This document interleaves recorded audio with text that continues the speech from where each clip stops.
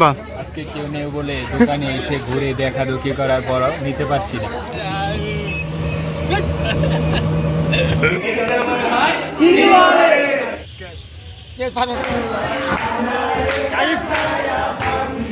এবার বল। তোর একটা স্পেশাল 1 কোটি থ্যাঙ্কস। ওইদিকে মানুষ পাইয়া তুমি থাকবা সুখেতে। অন হচ্ছে ব্যাগ সকল ব্যাগ রাখতেছে। আসসালামু আলাইকুম, আশা করি সকলে ভালো আছেন। দেখতে দেখতে আমাদের ক্লাস প্রায় শেষ, মানে ফার্স্ট সেমিস্টারের সর্বশেষ ক্লাস ছিল আজকে। তো শেষ ক্লাস শেষে আমরা সবাই বসেছিলাম। ক্লাস শেষে আমাদের ক্লাসমেটরা কিছু কথা বললো এবং আমাদের বড় ভাইরা এসে আমাদেরকে কিছু দিক নির্দেশনা দিল। আমাদের ক্লাস শেষের 2 দিন আগে আমাদের আইডি কার্ড দিয়ে দিয়েছিল। তো দেখতেই পাচ্ছেন আইডি কার্ড নিয়ে কিন্তু আমাদের বন্ধুরা কিন্তু ছবি তুলতেছিল। আর এই আইডি কার্ডের মাধ্যমে আমরা কিন্তু আমাদের বিশ্ববিদ্যালয়ের পরিচয় বহন করি। গত কয়েক মাসে আমাদের জীবনে অনেক গুরুত্বপূর্ণ ঘটনা ঘটে গেছে বিশ্ববিদ্যালয়ের জীবনে। আর সবচেয়ে বড় কথা হচ্ছে আমার ফার্স্ট সেমিস্টারে একটা ক্লাসও মিস যায়নি, সেই জন্য কিন্তু আমি একটা পুরস্কারও পেয়েছিলাম স্যারের কাছ থেকে। পুরস্কার যাই পাই না কেন স্যারের কাছ থেকে, সেটা কিন্তু মহামূল্যবান অবশ্যই। স্যার আমাদের সবাইকে চকলেটও খাইয়েছিল। তো আজকে কিন্তু ছিল আমাদের সর্বশেষ ক্লাস। আর একরাম স্যারের যেহেতু সর্বশেষ ক্লাস ছিল, আমরা কিন্তু ক্লাসের মধ্যে কিছু দিতে পারিনি। তো তারপরের দিন কিন্তু আমরা স্যারের রুমে যাই, অর্থাৎ স্যারের যে অফিস রুম সেখানে আমরা যাই। সেখানে গিয়ে আমরা স্যারকে কিছু উপহার দেই এবং স্যারও ভীষণ খুশি হয় এবং স্যার আমাদেরকে বিভিন্ন বিষয়ে আমাদেরকে পরামর্শ দিচ্ছিল।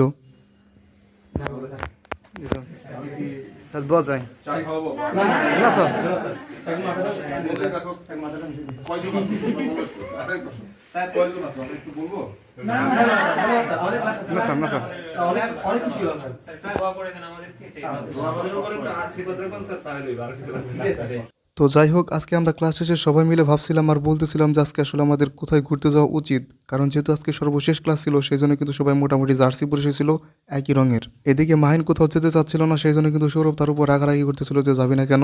এরপর আমরা মাহিনকে বুঝিয়ে আমরা সবাই মিলে ঠিক করলাম যে আমরা পদ্মা গার্ডেনে যাবো এবং পদ্মা গার্ডেনে আমরা সবাই মিলে ঘুরবো। তারপর কিন্তু আমরা সবাই মিলে পদ্মা গার্ডেনের উদ্দেশ্যে যাচ্ছিলাম।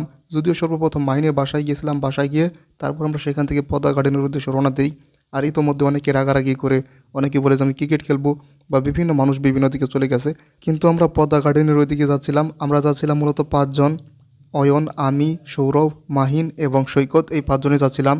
ওইখানে দেখতে পেয়েছেন হয়তো বা অনেক স্টুডেন্ট, কিন্তু এখান থেকে মাত্র আমরা 5 জনই যাচ্ছিলাম। কারণ দলে দলে সবাই বিভক্ত হয়ে গেছে। বিশ্ববিদ্যালয় জীবন এমনই, কারণ সবাই সবার বন্ধু হবে না। আর অটোতে বসে সবাই মিলে দুষ্টামি করতেছিল, কারণ অটোর মধ্যে কোনো একটা মেয়ের সম্ভবত কাঁকড়া রেখে গিয়েছিল। এদিকে সৌরভ দুষ্টামি করতেছিল বা দুষ্টামি করে বলতেছিল যে মাহিনের গার্লফ্রেন্ডের এটি কাঁকড়া। তো এরপর কিন্তু আমরা যাচ্ছিলাম বিশ্ববিদ্যালয়ের মেন গেটের সামনে দিয়ে, এবং এই যে দেখতে পাচ্ছেন দোতলা বাস, এটি কিন্তু বিশ্ববিদ্যালয়ের শিক্ষার্থীদের কাছে একটা আবেগের জিনিস। তো এরকমভাবে আমরা মজা করতে করতে তারপরে আমরা পদ্মা গার্ডেনে চলে যাই। পদ্মা গার্ডেনে দেখতেই পাচ্ছেন ওরা কিন্তু এর আগে পদ্মা গার্ডেনে আসেনি, অর্থাৎ এখানে যে সৌরভ, মাহিন কিংবা অয়ন, ওরা কিন্তু পদ্মা গার্ডেনে আসেনি। ওরা প্রথমে ফুলতলা যেতে চেয়েছিল, তারপর আমি ওদেরকে জোর করে এখানে নিয়ে আসি। তো ওরা বলতেছিল যে না আসলে তো মিসই হতো, কারণ এত সুন্দর একটা জায়গা। আর ওদেরকে আমি পেয়ারা ভর্তা খাওয়াচ্ছিলাম। আমি মূলত ওদেরকে নিয়ে এসেছি এখানে পেয়ারা ভর্তা খাওয়ানোর জন্যই, কারণ পেয়ারা ভর্তা যেহেতু অনেক বেশি বিখ্যাত পদ্মা গার্ডেনের। প্রথমে ওরা কেউই পেয়ারা ভর্তা খেতে চাচ্ছিল না, কিন্তু তারপর যখন আমি পেয়ারা ভর্তা ওদেরকে খাওয়ালাম, তারপরে ওদের কাছ থেকে ওদের রিয়াকশনটা দেখে নিন। এবার বল, তোর একটা স্পেশাল 1 কোটি থ্যাঙ্কস। আজকে দেখা হইলো, কেমন লাগলো? আমি এমনি আনছি তোদের। অয়ন পুরো ব্লাস্ট হয়ে আছে মুখের ভিতর। ভালো লাগতেছে, মশলাটা খুব ভালো। মশলাটা আমি এখানে বলি যে টাঙ্গাইল তো একসময় ময়মনসিংহে ছিল, এই জন্য আমাদের একটু হলো ওর তো আছে, ওর মধ্যে আছে আমাদের একটু হলো স্বভাব আছে, এই জন্য ভালো লাগে। আমরা ঢাকা থেকে যা পাইছি তাই তোমাদের কাছ থেকে। কিছুটা এমন একটা জিনিস, ভালো করলে সবাই ভাগ নেয়, বাবা আর যখন বন্ধ করে এই শোন, তখন কেউ স্বীকার করে না। শোন, সৈকত সৈকত বাবে- সৈকত বলো কেমন লাগতেছে পেয়ারা ভর্তা? আসলে কি লস করলাম নাকি একসাথে? একদম অসাধারণ। লস করছো একসাথে? আমি প্রথমে খাইতে যাচ্ছিলাম না, কিন্তু এখন ওদের বুঝতেছি দাম আসলে যাতে আসে না। এটা যদি না খাইতাম তাহলে অনেক মনে বড় কিছু একটা মিস করতাম। পেয়ারা ভর্তা খাওয়া শেষে আমরা পদ্মা গার্ডেনের আশেপাশে ঘুরতেছিলাম। তো এখান থেকে কিন্তু অনেকগুলো পেয়ারা ভর্তার দোকান বা ফুচকার দোকান বা বিভিন্ন দোকান কিন্তু আছে। এখানে ফাস্টফুডের দোকান আছে প্রচুর। সামনে যে ব্রিজটা দেখতে পাচ্ছেন, এই ব্রিজটাও কিন্তু বেশ সুন্দর, এবং এই ব্রিজের কিন্তু বাম পাশে এই পদ্মা নদী, অর্থাৎ বাম পাশে যেটুকু অংশ দেখতে পাচ্ছেন সম্পূর্ণই কিন্তু পদ্মা নদী। যদিও পানি এখন অনেকটা নিচে নেমে গেছে, সেই জন্য কিন্তু খুব বেশি হয়তো বা বোঝা যাচ্ছে না। আর এই যে ডান পাশে দেখতে পাচ্ছেন, ডান পাশে কিন্তু শহর, অর্থাৎ রাজশাহী শহরটা আপনি বলতে পারুন একদম পদ্মা নদীর মানে কিনারে একদম অবস্থিত। মানে এই পাশে পদ্মার, এই পাশে কিন্তু শহর। আর এই যে দেখতে পাচ্ছেন আমরা কিন্তু এসে পড়েছি পদ্মা নদীতে, অর্থাৎ পদ্মা নদীর একদম ভেতরে। এইখানে একটা কথা আছে, এই যে সামনে একটা ব্রিজ দেখতে পাচ্ছেন, এই ব্রিজে কিন্তু আমাদেরকে টাকা নিয়েছে আমাদের কাছ থেকে, বা সবার কাছ থেকে টাকা নিয়ে থাকে। তো এইখানে কেন, মানে এখানে ব্রিজ কেন দিতে হবে আর এখানে কেন টাকা নিতে হবে? আর এটা তো প্রশাসন থেকে দিতে পারে, এখানে ব্রিজ নিয়ে এরকমভাবে চাঁদাবাজি করার কি মানে হয়? মানে প্রত্যেকের কাছ থেকে 5 টাকা 10 টাকা এরকমভাবে কিন্তু টাকা নিচ্ছে, আমাদেরকেও কোনোভাবে ছাড়তেছিল না। তারপর কিন্তু আমরা কোনো মতে কিছু টাকা দিয়ে কিন্তু চলে আসি। আমরা যদি একটু তর্কাতর্কি করেছিলাম, তারপরে কিন্তু কাজ হয়নি। তো এটা কিন্তু বন্ধ করা উচিত, কারণ এটা ঠিক না। এছাড়াও নদীর ধারে কিন্তু অনেক দেখেছি যে শিশু মানে বাচ্চা একদম আঁকড়ে ধরে বা একদম পাশড়ে ধরে যে আমাকে টাকা দাও টাকা দাও। এটাও কিন্তু বেশ ভালো একটা দিক না, কারণ সব জায়গায় বাংলাদেশের যে কোনো জায়গায় যাবেন এরকম শিশু কিন্তু দেখতেই পাবেন। এটা কেন হবে? এটা কিন্তু আসলে ভালো লাগে না, কারণ সব জায়গায় কি আর ভালো লাগে? ওই হচ্ছে আমার বন্ধুরা এইখানে দাঁড়িয়ে আছে চরে, আর এইখানে নিচে মাছ মারা দেখতেছে। আর এই দিকে যে লাল বিল্ডিংটা দেখতে পাচ্ছেন না, এই লাল বিল্ডিংটা হচ্ছে রাজশাহী কলেজ। এখানে বড় বড় আর কিছু ভবন আছে, এখানে ছোটো ছোটো ব্রিজ আছে, পদ্মা গার্ডেনের বিখ্যাত পেয়ারা ভর্তা টর্তা এখানে কাছাকাছি সব কিছু। আর এটা তো পদ্মা নদী, পদ্মা নদীর ওই পাশে হচ্ছে ভারতের একটা দ্বীপ আছে, এখানে দ্বীপ বা চর যেটাই বলো না কেন, ওই চরটা হচ্ছে আমাদের বাংলাদেশেই পড়েছে। ওই দ্বীপটা আমাদের বাংলাদেশে মূলত পড়লেও ওই চরটা দেখা যাচ্ছে না কিছুই। ওই চরটার নাম হচ্ছে চরখানপুর, হয়তো আপনারা সালাউদ্দিন সুমন ভাইয়ের ভিডিওতে দেখেছেন। তো ওই চরখানপুরের পাশে হচ্ছে আপনার ভারত, মানে বলা যায় যে এই নদীর ওই পাশে হচ্ছে ভারতের মুর্শিদাবাদ আর কি অবস্থিত। কিছু অংশ আছে যেমন চরখানপুর, হয়তো আপনারা নাম শুনেছেন। এই চরখানপুরের হয়তো বা না না ওইটার দুইটা নাম, একটা হচ্ছে চর খিদিরপুর বা চরখানপুর, দুইটাই বলে। মানে এক দ্বীপেরই আসলে দুইটা নাম, দ্বীপ না আসলে চর ওগুলো। তো ওগুলো সব ভারতে পড়েছে, মানে ওই পাশেই আর কি ভারত। আর এইখান দিয়ে আমি এর আগে একবার এসেছিলাম, আমি 2024 সালে বা দেখি দাঁড়া নিচ্ছি।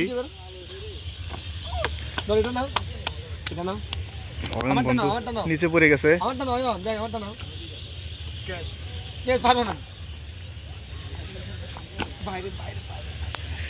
বন্ধুরা, নিচে নামলো। কি কারণে নিচে নামলি? কি কারণে? নদী অনেকটা ভেঙে গেছে, কারণ এর আগের বছর আমি আসছিলাম 2023 সালে সম্ভবত, তখন নদীটা ঠিক এই যে এখানে দেখা যাচ্ছে না, এখানে না, আর ওই পর্যন্ত বর্ধিত ছিল, কিন্তু এখন নদী ভাঙতে ভাঙতে ভাঙতে এই পর্যন্ত এসে পড়েছে। সৌরভ নদীতে মূত্র বিসর্জন করে পদ্মার পানি আরো বাড়িয়ে দিচ্ছে।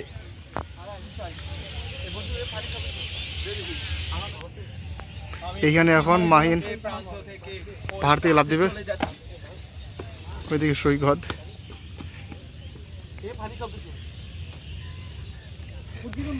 এই পরিবেশটা কিন্তু অনেক সুন্দর রে, আর শীতল শীতল ভাব, তো আরো বেশি ভালো লাগতেছে।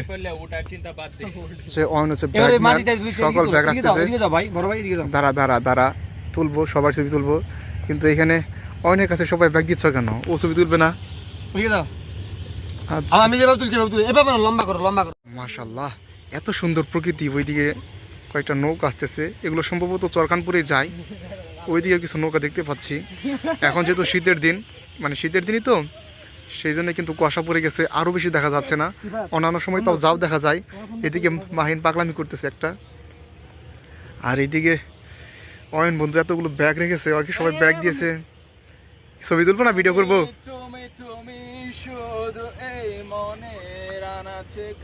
ছবি তুলবো না ভিডিও করবো? ভিডিও করতেছি কিন্তু, ছবি উঠাবো। আমরা এখন কোথায় আছি? পদ্মা গার্ডেনে, পদ্মা নদীতে, পদ্মা নদীতে। আমরা আছি হচ্ছে কীর্তিনাশা পদ্মায়। আমরা আছি এখন গঙ্গা নদীতে। ভারতীয় নাম গঙ্গা, বাংলাদেশের নাম পদ্মা। ভাগীরথী, জাহ্নবী, জাহ্নু কোন অনেকগুলো নাম আছে। যেটাই বলো, মাইন যে কথা, লুচ্চা যে কথা। আমরা এখন আছি মানিক বন্দ্যোপাধ্যায়। আমরা আছি এখন লুতার সৌরভের সাথে। না, আমরা আছি লুচ্চা বাহিনীর সাথে, বুঝছো? আমরা আছি মানিক বন্দ্যোপাধ্যায়। যাইবা তুমি পরের ঘরে, আমার একা করে, নতুন মানুষ পাইয়া তুমি থাকবা সুখেতে, ভুলে যাবে আমায় তুমি কিছুদিন পর, কোথায় আছি কেমন আছি রাখবা না খবর, ভালোবেসে দিলাম ঠাই, গিয়া বৃষ্টিকে দেই যে পাহারা, তুমি আমার কাছে শিশির ভেজা সোনালি সকাল, তোমায় দেখিয়া আমি হয়ে যাই মাতাল, তুমি আমার কাছে যুদ্ধে জয়ী 7 রাজার ধন, শত বাধা ডিঙায় পাইছি তোমার মনের মতো মন, আমার মনের জুচনা আমি কাউকে দেব না। বিকেলে বা সন্ধ্যার আগে এরকমভাবে পদ্মা নদীর কিনারে বসে কিন্তু এরকম নিস্তব্ধ আওয়াজ, অর্থাৎ পদ্মা নদীর যে ঢেউর আওয়াজটা, এটা কিন্তু সত্যি মনোমুগ্ধকর। আর পানিটা অনেকটা ফ্রেশ হয়ে গেছিলো, যেহেতু এখন অনেক বেশি পানি নেই, তো শুনতে কিন্তু বেশ ভালোই লাগতেছিল। তো সন্ধ্যা হয়ে গেলে আমরা সেই পদ্মা নদী থেকে চলে আসি। পদ্মা নদী থেকে চলে আসার পরে দেখলাম আমরা সুন্দর একটা মসজিদ। তো আমরা সুন্দর একটি মসজিদে ঢুকে যাই, যেহেতু আমরা নামাজ পড়িনি মাগরিবের, তো মাগরিবের নামাজটা এখানে পড়ে নিলাম। মানে সুন্দর একটা মসজিদ, মানে পাশে হচ্ছে পদ্মা নদী আর এই পাশে হচ্ছে মসজিদ। মসজিদের ভেতরে আমি আর অয়ন এখানে নামাজ পড়লাম। তো নামাজ পড়তে কিন্তু বেশ ভালো লাগলো। নামাজ পড়ে আমরা পদ্মা গার্ডেন থেকে মুক্তমঞ্চের দিকে চলে আসি হাঁটতে হাঁটতে, কারণ পদ্মা গার্ডেন থেকে মুক্তমঞ্চ মোটামুটি হাঁটতে গেলে 10 মিনিটও লাগবে না, এর চেয়ে হয়তো বা কম সময়। আমরা মুক্তমঞ্চে পৌঁছে দেখি মুক্তমঞ্চের পাশে একটা উদ্যোক্তা মেলা হচ্ছে। তো আমরা উদ্যোক্তা মেলার ভিতরে কিন্তু ঢুকে যাই, আমরা সবাই মিলে ঢুকে যাই এবং দেখতে থাকি আসলে উদ্যোক্তা মেলাটা আসলে কীরকম। এখানে মূলত যারা বেশিরভাগ ফেসবুক কন্টেন্ট ক্রিয়েটর ছিল, ফেসবুক কন্টেন্ট ক্রিয়েটর বা ইউটিউব কন্টেন্ট ক্রিয়েটর, তাদেরই বেশিরভাগ দোকান ছিল।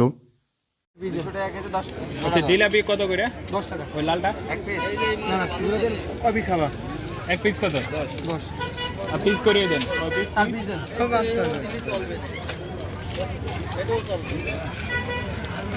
না হয় রাখ, আমাকে পরে দে। লাড্ডু কি ছোটা ভীম লাড্ডু ওয়ালা ইজ মাই ফেভারিট। লাড্ডু খেলে আজ কেউ নেই বলে কিনতে পারছি না, যদি কেউ থাকতো লাউ সেগুলো কিনতে কি বল সেটা কেন এ আছে না তো বোন হয়ে দিবি তো।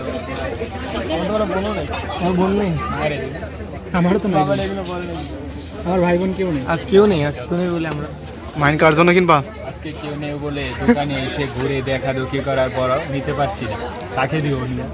এখন কেউ কি হতে চাও তাহলে আমি তাকে এটা গিফট করি। এটা না, এখানে সবচেয়ে সুন্দর কালেকশন আমার মনে হচ্ছে এটা গিফট করবো কেউ যদি হতে চায়। এটা আমারও পছন্দ। এটা তোমারও ঠিক আছে, এটা মাইনে ওকে দেবে, বুঝছো? এখানে খাবার কাপড় বা তৈজ সব জিনিসপত্র সহ বিভিন্ন জিনিসই ছিল, মানে কোনো কিছু নাই যেরকম নাই।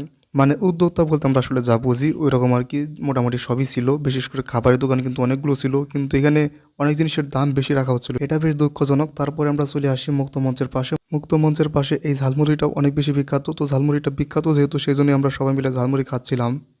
এখানে আছে কত বছর মুক্তমঞ্চে? 2020 সাল থেকে, তাহলে তো 5 বছর হলো। কেমন চলে বলে? চলে এখন ভাইরাল হয়ে ধরো মেলা উঠতে ফেসবুকে দেখেছে যে একটু টাকা ইনকাম করে আরো 10-12টা দোকান করে। আসলে সত্যি বলো। আমরা খেলাম, অনেক ভালো লাগলো, আপনাকে ধন্যবাদ। আসলে ধন্যবাদ। এদিকে অয়ন, ঝালমুড়ি কেমন লাগলো? সেই ছিল ওইখানে, এই চালমুড়ি সেই ছিল টাঙ্গিলা খেলা। সৈকত বলে সেরা ছিল, সৈকত কেমন ছিল? সেরা সেরা সেরা, সৈকত সেরা। অ্যাস্ট্রোনাইজিং।